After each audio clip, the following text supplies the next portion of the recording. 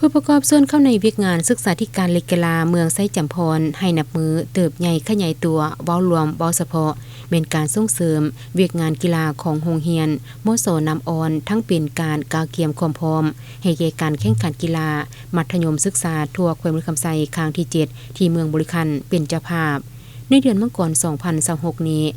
ในวันที่23ธันวาคม2025ผ่านมานี้บริษัทพาเจริญจำกัดผู้เดียวได้มอบเครื่องกีฬาและอุปกรณ์การเล่นกีฬาให้โรงเรียนมโสน้ำอ่อนในนั้นประกอบมีเครื่องกีฬาจำนวน50ชุดบานติ1หน่วยบานซุง1หน่วยกระโต2หน่วยและนางกระโต1อันรวมมูลค่า4,190,000 กีบก็มอบโดยแม่นทานบัวพาไสยะแพงประธานบริษัทพาเจริญจำกัดผู้เดียว